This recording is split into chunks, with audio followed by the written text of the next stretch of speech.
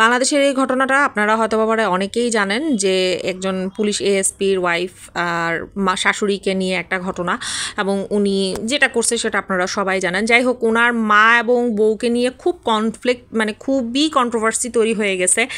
বউটাকে তো হেনস্থা করতে করতে করতে করতে শুরুর দিক থেকে সব দোষ কিন্তু বউর, যে বউ স্বর্ণলোভী, বউ টাকা লোভী, বউ টর্চার করছে, বউ খারাপ, বউ হ্যান, বউ ত্যান, মানে তার মা ভালো, তার ভাই, আত্মীয় স্বজন সবাই ভালো। আসলে এটা নিয়ে আমি কথা বলতে চাই না, যে একটুখানি দেখি আসলে ঘটনাটা কি।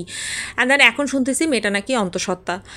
আপনারা মানে জানি না কে কীভাবে নিতেছেন। একটা মা, তার ছেলে মারা গেছে, সে বসে বসে ভাত গিলতেছে, মানে তার ভিতরে কোনো টেনশন নাই। তার টেনশন হচ্ছে যে তার ছেলে আর কয়দিন পর অ্যাডিশনাল হতো, হ্যান হতো, ত্যান হতো, তার ছেলে আরও হয়ে যেত। মানে কেন জানি তার মাকে দেখে না আমার একটা জিনিস মাথায় মানে বারবার আসতেছে, ওই তার যে ফ্যামিলি কিংবা ভিডিওতে যা দেখলাম পরিবেশ দেখে মনে হচ্ছে কি আসলে গরিব ঘরের সন্তান, হঠাৎ করে একটা সন্তান বড় হয়েছে, একটু হঠাৎ করে পড়াশোনা করে পুলিশের এএসপি হয়ে গেছে।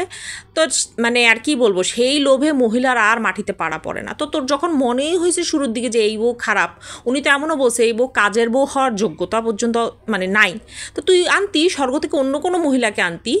বাট এইভাবে মানে হাজব্যান্ড ওয়াইফকে মানসিক টর্চার করে ছেলেটাকেই শেষমেশ মেরে ফেললি।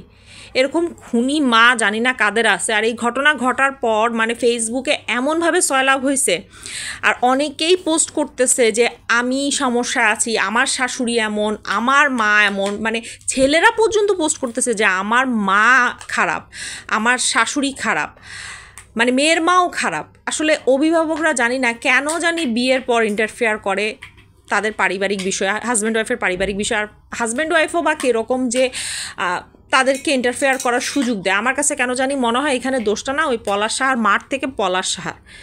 এই মহিলা মানে ভাত গিলছে কি করে চিন্তা করেন, মানে কীভাবে ভাত খাচ্ছে। আর মেয়েটাকে দেখেন, সে কাঁদতে কাঁদতে শেষ। আমার কাছে পলাশ সাহার মা এবং পলাশ সাহা দুজনকেই দোষী মনে হয়। কারণ একটা পোস্টে ওর ভাবি বলছে যে সে নাকি বলছে যে তার বউ খারাপ, তার বউ লোভী। তো সে আসলে মা বউ দুজনকেই কন্ট্রোল করতে পারে নাই। কীরকম কাপুরুষ, নিজে মরে গেল, মেয়েটাকে যন্ত্রণা দিয়ে গেল। আর মা তো মা, তার তো 2 ছেলে আছে, তার তো টাকা পয়সা সব দিয়ে গেছে ছেলে, মা বসে বসে খাবে, মার তো আর টেনশন নাই। আর দেখতেই পারতেছেন মা কীরকম মহারথী, তো তার টেনশন হওয়ার কোনো প্রশ্নই আসে না।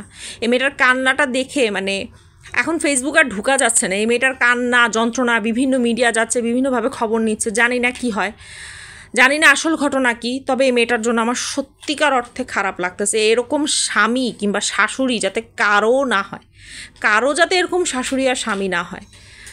দয়া করে নিজের সন্তানকে ভালোবাসলে বউটাকেও ভালোবাসতে শিখুন, দয়া করে।